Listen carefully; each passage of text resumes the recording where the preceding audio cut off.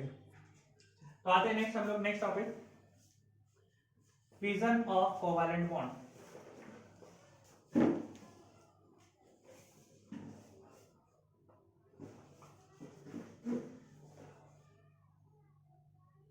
Fission of actually bond, fission of bond. तो किसी भी बॉन्ड को हम लोग कितने टाइप्स में डिवाइड करते हैं, आपको पता है? किसी भी बॉन्ड को हम लोग कितने टाइप्स में डिवाइड करते हैं? तो डिवीजन जो होता है होमोलाइसिस और हेटेरोलाइसिस। तो first we come to the fission. तो इसके फिजन के पहले आने के पहले हम लोग चलो कुछ टॉपिक को स्टडी करते हैं, ठीक है? तो क्या टॉपिक है? बॉन्ड का फिजन होता है, क्यों होता है? जब रिएजेंट का अटैक होता है ना, रिएजेंट का अटैक होता है तो उसमें बॉन्ड का फिजन होता है। अब बोलिएगा कि रिएजेंट का अटैक जो होता है वो किस तरह से, आप लोग को एक क्वेश्चन में पूछता हूं, ओके?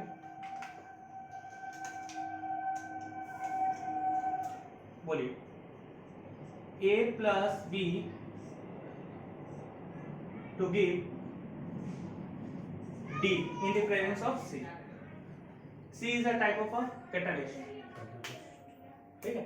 C एक तरह का catalyst. A plus B react करेगा और वो क्या देगा? D देगा। बोलिए क्या होगा? फोन आ रहा है, सुनिए।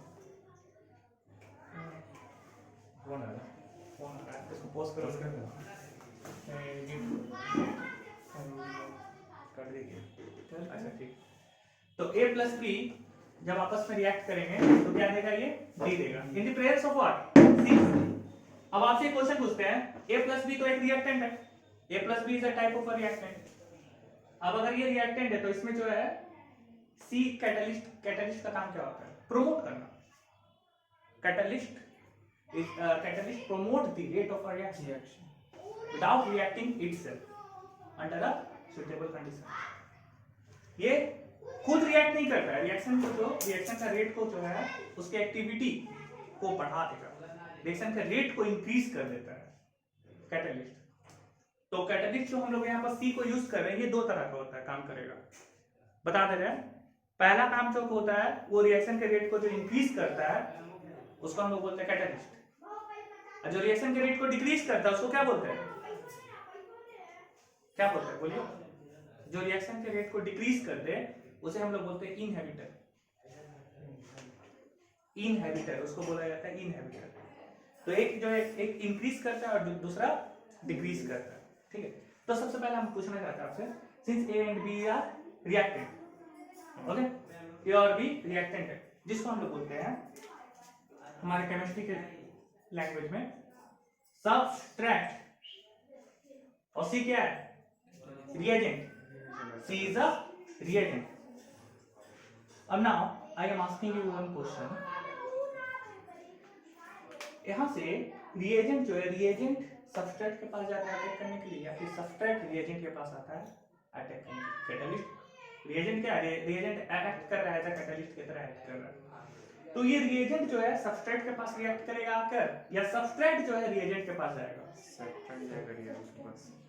सबस्ट्रेट जाएगा रिएजेंट के पास, है ना? तो सबस्ट्रेट जो है रिएजेंट के पास जाएगा रिएक्ट होने के लिए, उसके बाद जो है प्रोडक्ट आपका क्या फॉर्म करेगा? डी फॉर्म करेगा, ठीक है? जो कि आप लोग कंडीशन जो बता रहे हैं सबस्ट्रेट, तो सबस्ट्रेट क्या है? रिएक्टिंग एलिमेंट है ना, रिएक्टिंग एलिमेंट है। ये आपस में क्या कर रहे हैं? रिएक्ट कर रहे हैं और एक न्यू प्रोडक्ट आपका फॉर्म हो रहा है, ठीक है? तो यहाँ पर जनरली हम बताना चाहते हैं आपको एक स्टोरी की तरह, जो कभी भूलिएगा नहीं। मतलब जनरली क्या होता है ना, यहाँ पर बच्चे मिस्टेक करते हैं इस चीज को बोलने में, और ये मतलब ऑर्गेनिक केमिस्ट्री में ऐसा कभी नहीं होता। कभी भी आप देखे हो, मान लो आप लोगों को शादी करना है, तो आप अपने मम्मी पापा के पास जाकर खुद से बोलिएगा हमको शादी करना है,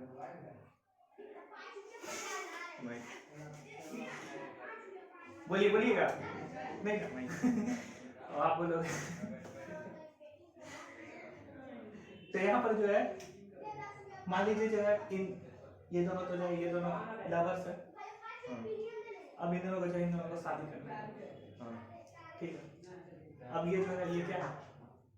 ये गार्जियन हो गए, पंडित हो गए, जो भी बोलो, जो भी बीच का होता है जो दोनों को मिलाता है, ठीक है? तो ये दोनों जो खुद से थोड़ी जाएगा बोलने, कभी नहीं। जनरली ऐसा ही होता है, आप खुद से थोड़ी बोलोगे।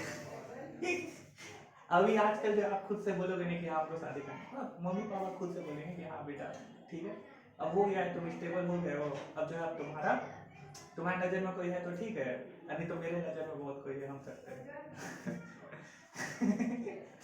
यही होता है। तो वही बात है। तो यहाँ पर रिएजेंट जो है, रिएजेंट एक पेरेंट्स है जो आपको क्या करते हैं ना, आपको सपोर्ट करते हैं। आप एग्जाम खुद से दीजिएगा जाकर, पेरेंट्स क्या करते हैं, सपोर्ट करते हैं। आप शादी भी आप खुद से करिएगा, पेरेंट्स क्या है, पेरेंट्स मतलब सपोर्ट कर रहे हैं, मिला दे रहे हैं आप लोगों को, है ना। तो जनरली सी जो है, C act as a parents.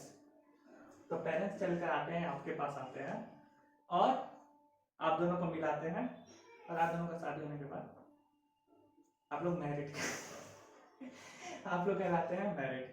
तो अभी अनमैरिड हैं, अभी मैरिड हो गए, ठीक है।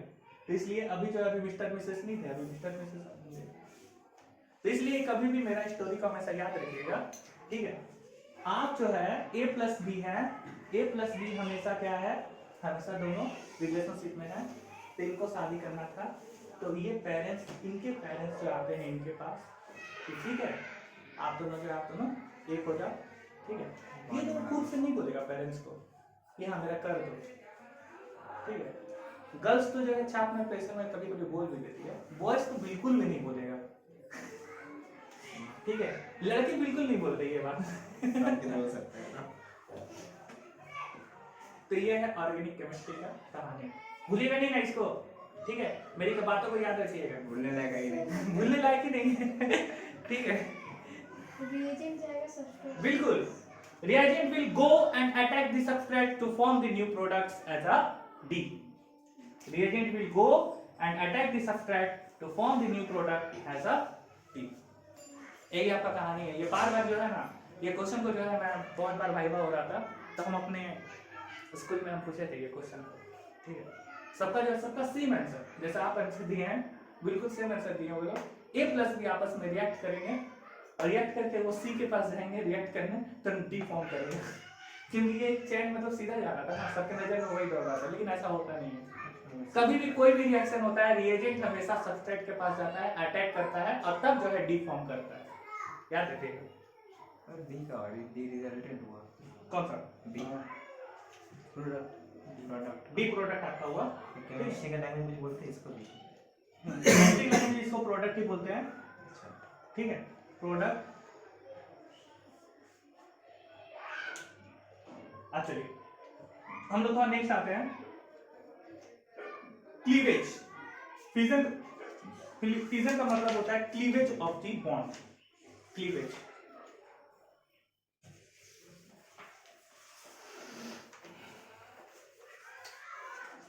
तो फिजन ऑफ द बॉन्ड, ठीक है।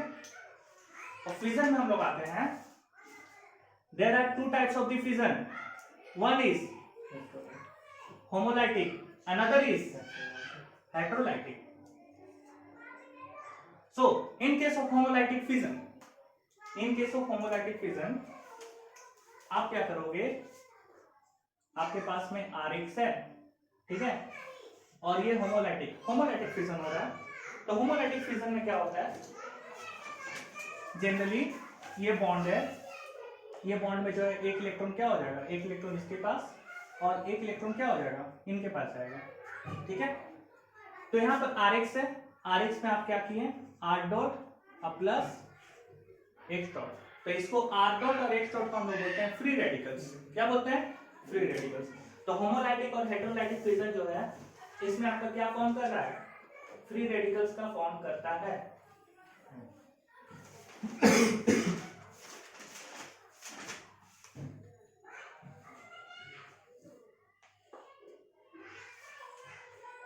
ठीक है,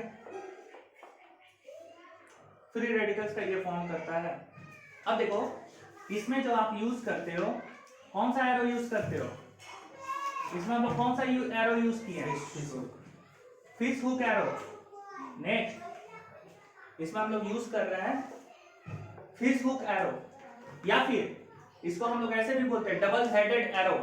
आप देख रहे हैं ना, डबल हेडेड एरो जो है, दोनों साइड में एरो आपका, आप ऐसे यूज कर रहे हैं, ये फिश हुक एरो है। अच्छा, इसमें क्या हो रहा है, formation of free radicals takes place, मतलब होमो होमो होमो का मतलब हो गया सेम, ये जो बॉन्ड है दोनों का ये ब्रेक हुआ, ठीक है, ये बॉन्ड ब्रेक हुआ and there is a simultaneously distribution of electron takes place. तो साइमल्टेनियसली आपको जो एक इलेक्ट्रॉन इसमें गया और एक इलेक्ट्रॉन इसके पास R के पास और एक इलेक्ट्रॉन X के पास गया, क्लियर है। तो यहाँ पर क्या हो गया, फ्री रेडिकल्स, तो formation of free radicals takes place,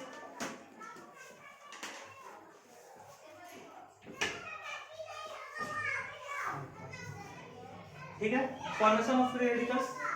और हेटेरोलाइटिक में क्या हो रहा है, RX पे सेट कर दो,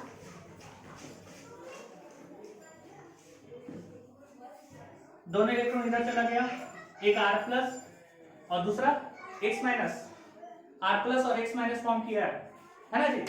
तो R प्लस में क्या हो रहा है, कैटायन फॉर्म करेगा, दूसरा एनायन फॉर्म करेगा, तो R plus as a cation and X plus as a X minus as a anion. R plus और X माइनस जो कैटायन एनायन फॉर्म कर रहा है, means since X is more electronegative so it takes both the electron towards itself and the resulting product as R plus which is cations and X minus as a anion, clear है। तो हेटेरोलाइटिक में क्या हो रहा है, दोनों electron both electron taken by one of the atoms, right, दोनों electron जो एक एटम ले लेता है और एक एटम क्या हो गया, फ्री हो गया, है कि नहीं।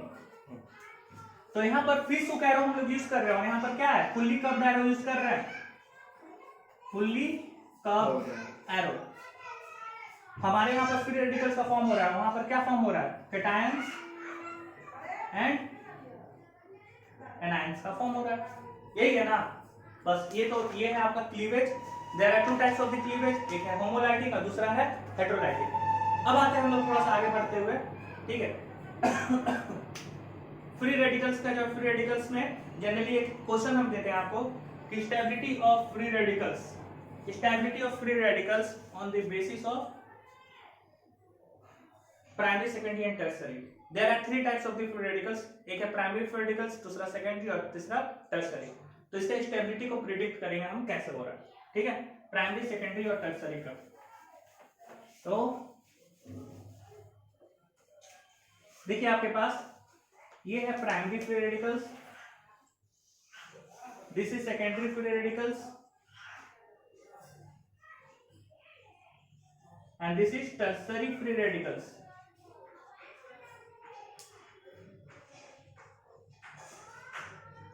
If I say what is the stability order of these free radicals, predict the stability of these free radicals, okay, then how will you predict? If the number of alkyl group is increases in the free radicals, then stability also increases. So how many number of alkyl group is present here? 1, in this case 2, and in this case 3. So if the number of alkyl group increases, the stability order increases. So here, write down here, this is primary free radicals, this is secondary free radicals, and this is tertiary. So we can also write down as primary को 1 degree हम लोग लिख सकते हैं, secondary को 2 degree and tertiary को 3 degree लिख सकते हैं ना। चलिए आगे बढ़ते हैं, न्यूक्लियोफाइल और इलेक्ट्रोफाइल, उसके बाद डायरेक्ट आएंगे रिएक्शन मैकेनिज्म पर आएंगे, ठीक है। सो अभी फ्री रेडिकल्स का जब बात हो गया, तो फ्री रेडिकल्स क्या होता है, फ्री रेडिकल्स तो आ गए यहाँ पर। अब फ्री रेडिकल्स को जो है आगे चल के फर्क है हम लोग किसी, अब बोलोगे सर किसी में हम तो देखते हैं फ्री रेडिकल्स होता है, जिसको हम लोग माइनस साइन भी कभी कभी बोल देते हैं कि हाँ ठीक है फ्री रेडिकल्स है, तो वो जो है वो माइनस साइन से हम डिनोट कर देते हैं। लेकिन जिसमें फ्री रेडिकल्स नहीं होता है, जिसमें फ्री रेडिकल्स मेरा होता ही नहीं है, तो वो प्लस साइन से डिनोट करते हैं। तो माइनस साइन और प्लस साइन तो वो क्या इंडिकेट करता है, किसी एटम के ऊपर अगर माइनस साइन हो गया तो बहुत अच्छा, एक गेन करता है दूसरा लॉस करता है। तो एक इलेक्ट्रॉन डिफिशिएंट होता है, एक इलेक्ट्रॉन रिच होता है। तो इलेक्ट्रॉन रिच और इलेक्ट्रॉन डिफिशिएंट को हम लोग कैसे पता करेंगे, तो इलेक्ट्रॉन रिच को हम लोग बोलते हैं न्यूक्लियोफाइल, इलेक्ट्रॉन डिफिशिएंट को बोलते हैं इलेक्ट्रोफाइल। तो हम लोग जो उसी को कैटेगराइज करेंगे इलेक्ट्रोफाइल और न्यूक्लियोफाइल को। तो चलिए लिखते हैं, ज्यादा बताएंगे नहीं, न्यूक्लियोफाइल इलेक्ट्रोफाइल के बारे में थोड़ा सा नॉलेज आपको दे देता हूं मैं।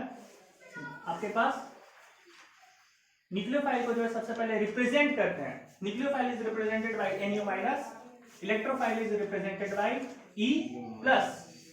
नेक्स्ट पॉइंट नंबर 2, ये 1 नंबर पॉइंट था आपका न्यूक्लियोफाइल इलेक्ट्रोफाइल का, ठीक है। सिंस ये माइनस साइन है आपका, तो माइनस साइन का मतलब इलेक्ट्रॉन क्या होता है, रीच होता है, तो इसलिए इसको बोलते हैं इलेक्ट्रॉन रीच स्पेसिस।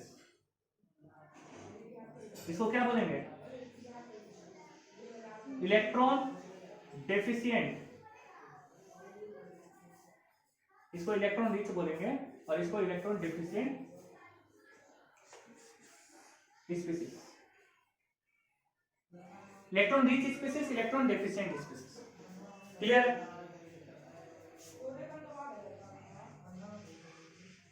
थर्ड, अब थोड़ा सा यहाँ पर नॉलेज होगा तो बात हो रहा है, इसमें हम लोग क्या करते हैं,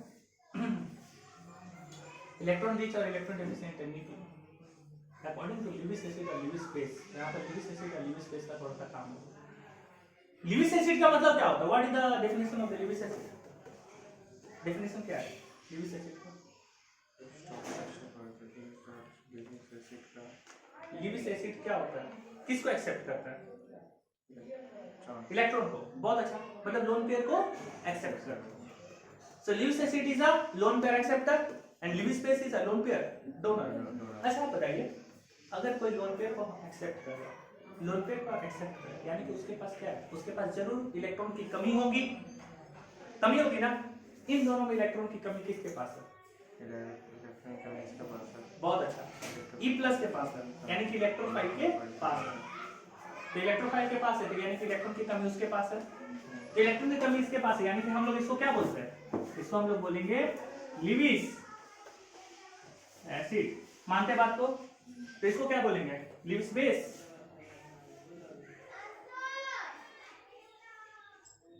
बोल सकते हैं ना, एक को बोलेंगे लीविस एसिड और दूसरों को बोलेंगे लीविस बेस, ठीक है। अब क्या होता है, लीविस एसिड और लीविस बेस तो आपको हो गया, इसको लीविस एसिड बोलेंगे, उसको लीविस बेस बोलेंगे, ठीक है। तो लीविस एसिड का मतलब होता है लोन पेयर एक्सेप्टर, जो लोन पेयर को एक्सेप्ट कर ले। लीविस बेस का मतलब क्या होता है, लोन पेयर को जो डोनेट करे, ठीक है।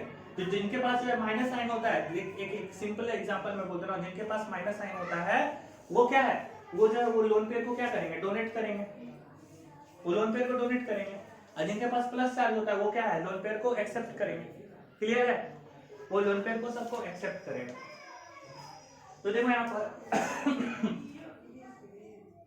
Cl minus, Br minus, I minus, ये सब जितने भी होते हैं सभी आपके सभी कैसे एक्ट करते हैं, ऐसा न्यूक्लियोफाइल बहुत अच्छा ये एक्ट करता है, न्यूक्लियोफाइल की तरह एक्ट करता है।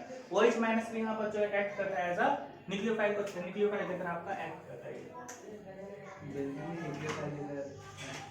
हाँ बहुत अच्छा, बेंजीन जो है बेंजीन आपका न्यूक्लियोफाइल की तरह एक्ट करेगा, ठीक है। यहाँ पर Cn माइनस जो है, Cn माइनस भी आपका न्यूक्लियोफाइल की तरह एक्ट करता है, Cn माइनस नाइट्राइल ग्रुप जो होता है वो। तो अब आते हैं थोड़ा सा ना न्यूट्रल न्यूक्लियोफाइल, न्यूट्रल ये होते हैं न्यूट्रल न्यूक्लियोफाइल। अब न्यूट्रल न्यूक्लियोफाइल में सबसे पहले आपको देख लो H2O जो रहता है, H2O आपका न्यूट्रल न्यूक्लियोफाइल है, H2O यहाँ पर H2O आपका न्यूट्रल न्यूक्लियोफाइल है। RNH2 जो होता है वो आपका न्यूट्रल न्यूक्लियोफाइल है, ये न्यूट्रल होता है, ठीक है। ये लोन पेयर को एक्सेप्ट कर भी सकता है और ये डोनेट भी कर सकता है। मैं चाहूँ तो आपको मैं रिएक्शन करके भी दिखा सकता हूँ। अगर ये H प्लस को एक्सेप्ट करेगा तो क्या बन जाएगा, RNH3 प्लस बन जाएगा, और तुरंत में जो है जैसे ही ये H प्लस को डोनेट करेगा तो RNH माइनस यहाँ पर जो माइनस साइन लग जाएगा क्योंकि डोनेट कर रहा है, तो ठीक है। तो इस तरह से तो ये एक बार इसमें प्लस हो जाता है, दूसरी बार इसमें माइनस हो जाएगा, ठीक है। सिर्फ हाइड्रोजन का ही डिफरेंस होता है और कुछ नहीं होता। एक बार हाइड्रोजन को एक्सेप्ट करके RNH3 प्लस बन जाएगा, ये क्या बोलते हैं RNH3 आपका हो गया, हाँ नहीं उसमें फिर X भी लगेगा, समझे ना, RNH3 RNH2, तो RNH3 माइनस एक में हो जा रहा है और एक में आपका RNH प्लस हो रहा है, ऐसा ये डोनेट भी कर सकते हैं, न्यूट्रल है। H2O जिस तरह से आपको एक एग्जांपल दे रहा है, अगर हम H2O में ये आपका H2O है, H2O को अगर मान लो माइनस H प्लस करो और एक बार H2O में प्लस H प्लस करो तो H2O क्या बन जाता है, HCO प्लस, और H2O क्या बन जाता है OH माइनस। मानते हैं ना बात को, तो देखो ये H2O कैसा एक्ट कर रहा है, ऐसा न्यूट्रल न्यूक्लियोफाइल की तरह एक्ट कर रहा है, ठीक है। तो न्यूट्रल न्यूक्लियोफाइल कभी भी पूछा जाएगा तो H2O और RNH2 इसको हम लोग जो है हम लोग बोल सकते हैं कि ये न्यूट्रल न्यूक्लियोफाइल है। क्या इलेक्ट्रोफाइल के बारे में बोल सकते हैं, ठीक है। तो यहाँ पर कौन कौन सा इलेक्ट्रोफाइल जो है बेटर इलेक्ट्रोफाइल का जो है बताइए क्या क्या हो सकता है। बेटर इलेक्ट्रोफाइल मतलब बहुत अच्छा इलेक्ट्रोफाइल जो है, तो अच्छे इलेक्ट्रोफाइल में आते हैं, सबसे पहले आते हैं R+, that means CH3+। For your kind information, methyl group is a very good electron donating group, बहुत बार बताया चुके हैं। Methyl group is a very good electron donating group, ऐसे भी होता है। तो इसमें क्या होता है, R+ होता है, तो वो जब अच्छा डोनेट कर सकते हैं यानी कि उसके ऊपर कौन सा चार्ज है, प्लस चार्ज, ठीक है। तो R+ हो गया। H3O+, ये सब इसके एग्जाम्पल है, एक्सेट्रा, ये सब इसके एग्जाम्पल है, एक्सेट्रा, ठीक। अब इसमें भी न्यूट्रल होता है, इसमें भी इसका न्यूट्रल होता है। बोलोगे सर इसका न्यूट्रल क्या है, तो न्यूट्रल लिख लो BF3 is a neutral electrophile, BF3 is a neutral electrophile, बस एक्सेट्रा कर लो। BF3 is a neutral electrophile. और भी कुछ होगा, ठीक है, वो तो आप बाद में भी पढ़ लीजिएगा।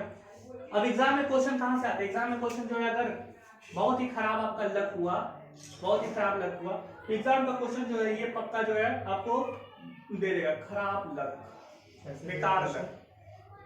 Give an example of a neutral nucleophile और give an example of neutral electrophile. अगर बहुत ही खराब लक होता है तो ऐसा देता है केवी में, और अगर अच्छा लक है तो आपको ऊपर तक करके निकल जाएगा। लेकिन पक्का इलेक्ट्रोफाइल न्यूक्लियोफाइल का एक एग्जांपल या फिर कहीं से भी एक क्वेश्चन आता है, ठीक है। आते हैं अब reaction mechanism.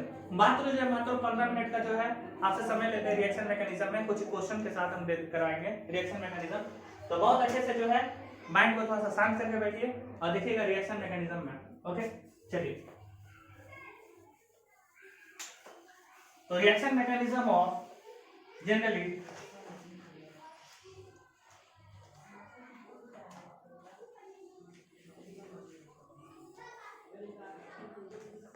reaction mechanism categorized into two types. One is मतलब reaction mechanism generally we can say effects, okay. The effects are generally categorized into two types. First is permanent effect and next is temporary effect. Permanent effect is generally categorized into three types. One is inductive, another is resonance,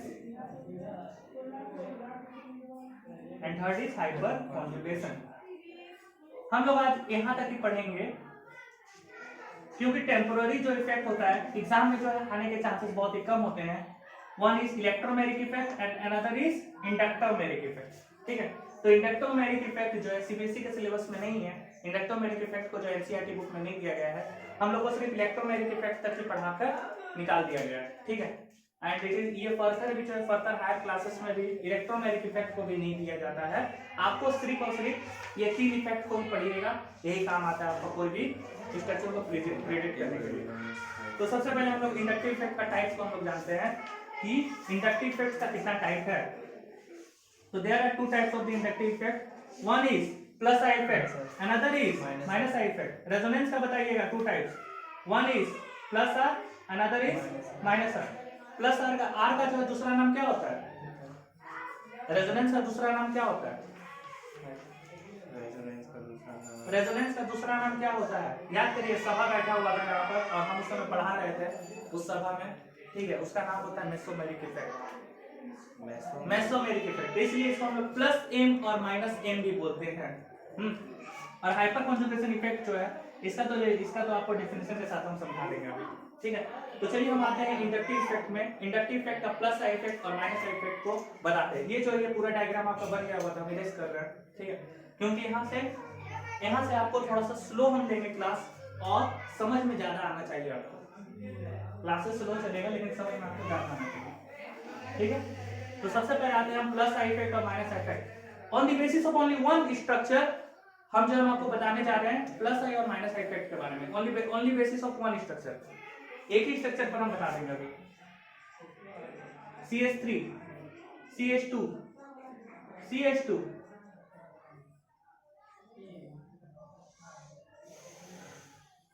ये box हम खाली रखें। Okay, देखो अगर मैं इसमें Cl को put कर दिया, अगर इसमें मैं Cl को पुट कर दिया, Cl is a very good electronegative element, electronegative fluorine के बाद तो Cl ही ना आता है, ठीक है, तो Cl एक इलेक्ट्रोनेगेटिव एलिमेंट, तो इनका जो टेंडेंसी है Cl का, ये इलेक्ट्रॉन को क्या करेगा, अपने तरफ खींचेगा। CH2 से क्या करेगा, इलेक्ट्रॉन को लेगा, ये अपने तरफ ले लेगा। अब ये Cl क्या करेगा, CH2 से इलेक्ट्रॉन को ले लेगा, अपने तरफ खींच लेगा, ठीक है, इसलिए मैं एरो इधर दिया, इलेक्ट्रॉन इधर ट्रांसफर हो रहा है। तो कौन सा बॉन्ड यूज हो रहा है, यूज कौन सा बॉन्ड हो रहा है, यहाँ पर इलेक्ट्रॉन ट्रांसफर हो रहा है ना जी, कौन सा बॉन्ड के थ्रू हो रहा है ना, CH2 और Cl कौन सा बॉन्ड से कनेक्टेड है,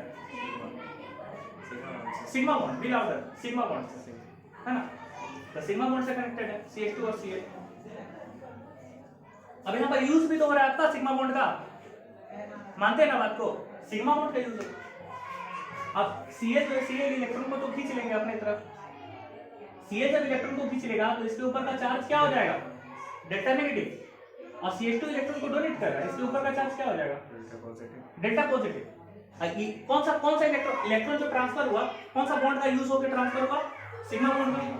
तो क्या हम इसको बोल सकते हैं कि polarization of sigma bond takes place, क्या हम इसको बोल सकते हैं ना, polarization of sigma bond takes place. तो यहाँ पर जो है इंडक्टिव इफेक्ट का मतलब यही होता है कि polarization of sigma bond takes place.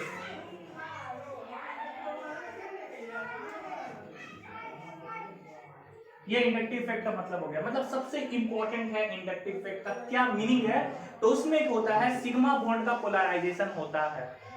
Polarisation कैसे हुआ आपको दिखा दिया मैं, Cl जो इलेक्ट्रॉन को खींच रहा है, अपने तरफ खींच रहा है, किससे खींच रहा है, CH2 से खींच रहा है, किस बॉन्ड के थ्रू यहाँ पर जो है ट्रांसफर हो रहा है, कौन सा बॉन्ड यूज में आया आपका, मतलब यहाँ पर जो है किस बॉन्ड के थ्रू आपका जो है ये पोलराइजेशन हुआ, तो सिग्मा बॉन्ड के थ्रू।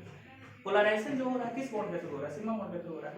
पोलराइजेशन क्या होता है, ये वर्ड का मतलब समझ क्या है, पोलराइजेशन वर्ड का मतलब समझ क्या है, पोलराइजेशन का मतलब टू अपोजिट पोल क्रिएट होना। ये इलेक्ट्रॉन को अपने तरफ खींच लिया, डेल्टा माइनस हो गया, ये इलेक्ट्रॉन को जो है डोनेट कर दिया, क्या हो गया, डेल्टा प्लस हो गया। तो डेल्टा प्लस डेल्टा माइनस मतलब टू अपोजिट पोल क्रिएट हो गया ना, delta plus delta minus two opposite pole create हो गया। जब टू अपोजिट पोल जहां पर क्रिएट हो वहां पर पोलराइजेशन स्टार्ट हो जाता है, पता है ना, अकॉर्डिंग टू अजान school.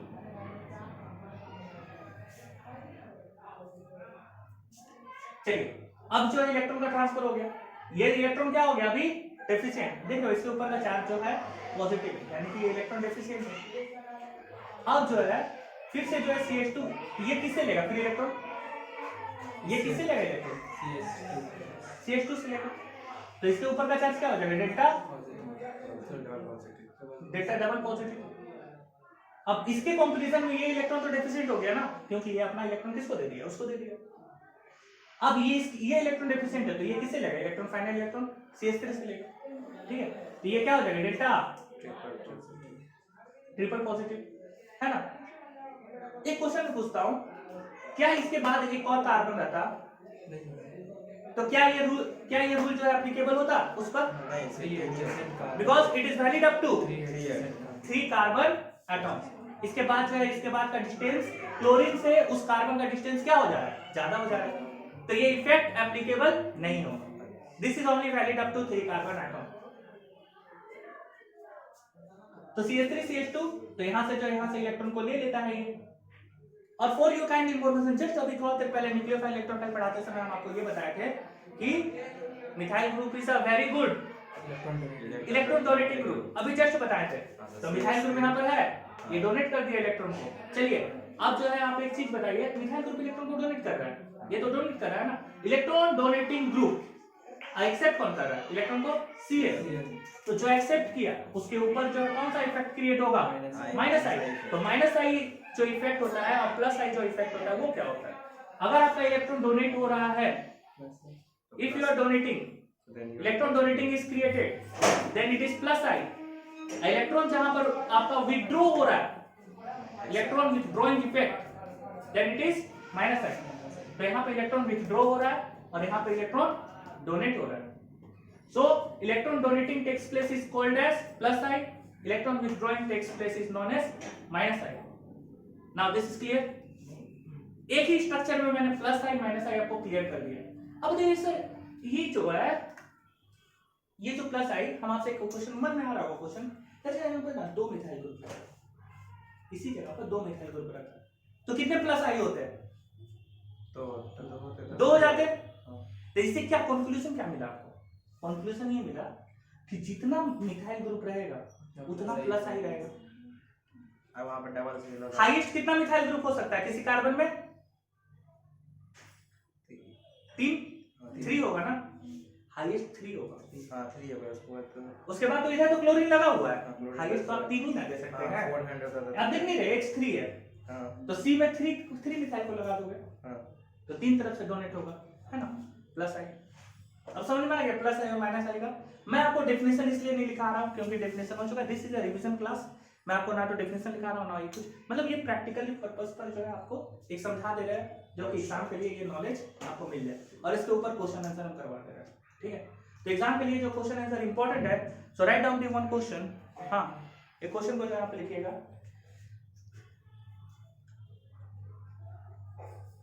compare the acidic character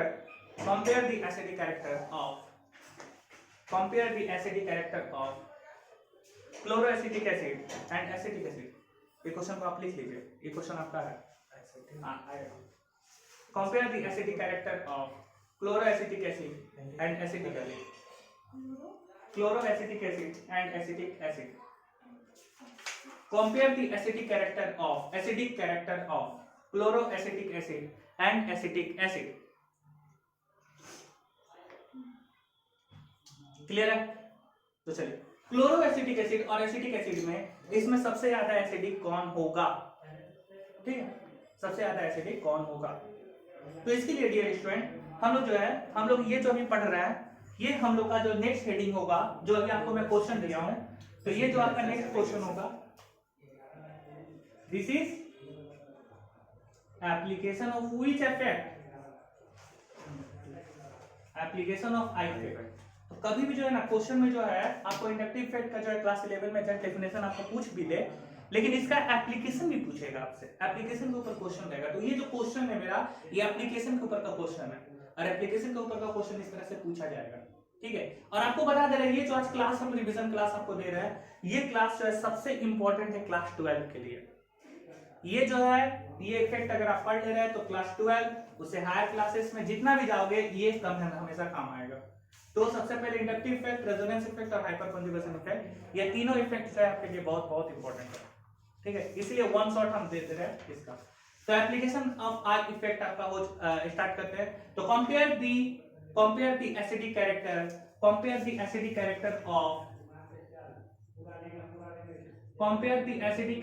of chloroacetic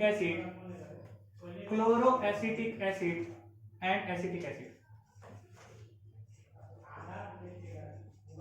chloroacetic acid and acetic acid। compare the acidic character of chloroacetic acid and acetic acid।